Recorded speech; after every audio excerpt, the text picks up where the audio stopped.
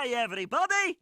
While it's one of the most beloved and important JRPGs ever made, Trails in the Sky First Chapter was not only deserving of a remake, but it was pretty much required at this point. So let's explore why, while also discussing why it's how video game remakes should be done. Look, I love the original 2D Sky trilogy as much as the next guy, but whenever I go back to those games, and hell, even the Crossbell duology, I can admit where the games haven't aged as well as they could have. Graphically, they're still beautiful to look at because pixel art always ages far better than 3D. Just go back to some of the early days PS4 games and you'll see they're a whole lot crustier than most people remember. Even late-stage PS3 games have started to show their almost 20 years of aging, with most indie games now looking like a game from the PS3's final handful of years. But, like all games eventually do, the original Sky trilogy really shows its age from a gameplay perspective. While feature-rich for the time, I would say the first 5 Trails titles very much feel of their era and would be classified as the barest of minimums for a modern Japanese RPG. That's not entirely the worst thing though, as sometimes you just want a meat and potatoes game. And those can be great times, at bargain bin prices, which wouldn't have happened if Trails in the Sky had simply gotten a second remaster. Don't forget, during the PlayStation Vita's lifespan, Japan did see remasters for the Sky trilogy under the EVO nomenclature. We never got those officially in the West, though fans did patch the games to have an English script, so you could play them with different graphical assets from the true originals, plus some gameplay tweaks that brought them more in line with the two Crossbell titles. But honestly, I don't think a straight up port or remaster for the first 3 games was going to cut it.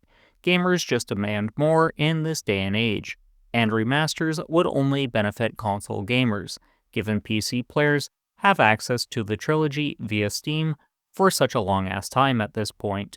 So that pretty much makes it a non-starter. Using this logic, you can see why Falcom needed to do a remaster right now, since the entirety of the Trails games were forever going to be locked off for a lot of people.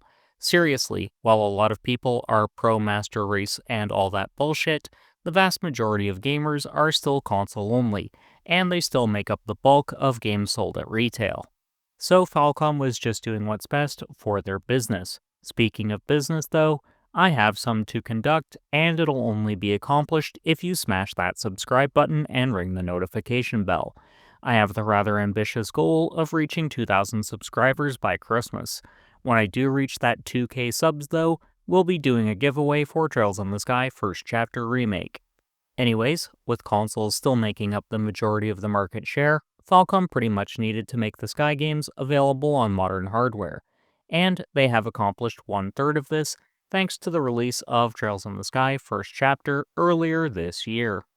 By all accounts, the game has been a massive success sales-wise, and like I talked about in a previous video, Toshihiro Kondo has confirmed a remake for Sky Second Chapter is already in development, and he hopes to release it in a shorter time frame than gamers had to wait between the original releases, which was already a very short wait period. So we very well could have 2/3 of the remake trilogy available by the end of next year. Do check that video out when you're done with this one, though as I do cover some other possibilities as to what's next for Falcom. I actually think we're going to see multiple games next year. No matter what we get, I'm super excited for it. But given the original trilogy lacked many quality of life features gamers expect in this day and age, we needed the remake, and I'm thankful we got it, as the game now plays like the newer entries in the franchise, and it's now a much smoother experience.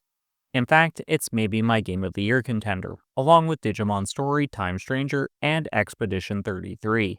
I know I've rambled a bit, but I've been building to a big point. Another reason this remake was pretty much required comes down to the fact a lot of gamers simply refused to get into the franchise because they wanted to experience the story from the very first entry right up to the modern ones.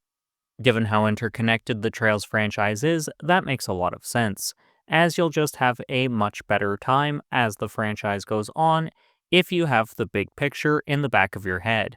I've said many times, The Trails games are like a long-running anime epic, with many arcs, which is both a great thing and a bad thing for the franchise.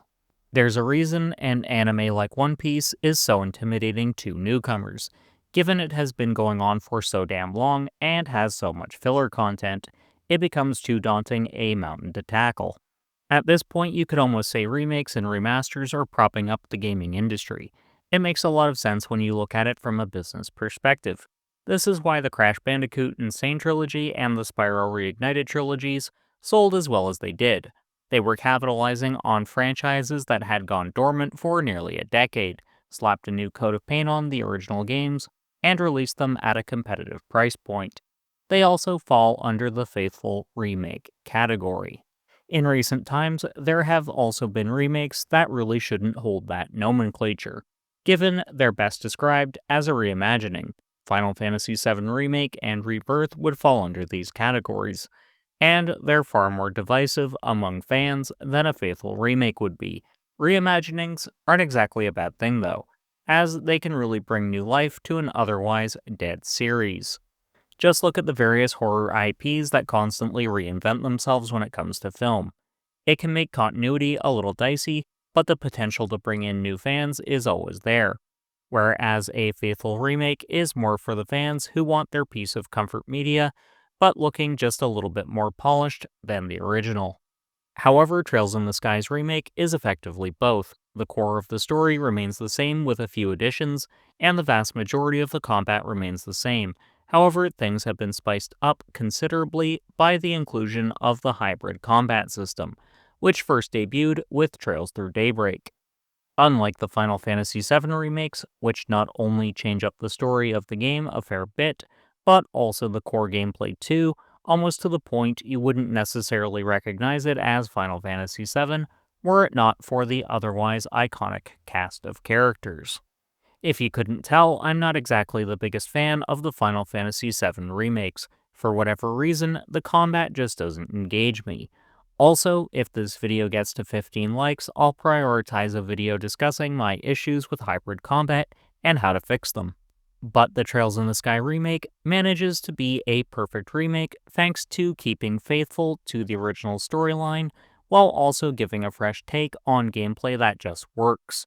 Unlike whatever buggy crap Bethesda is crapping out these days. You literally couldn't ask for a better remake. But until next time, keep blazing that trail.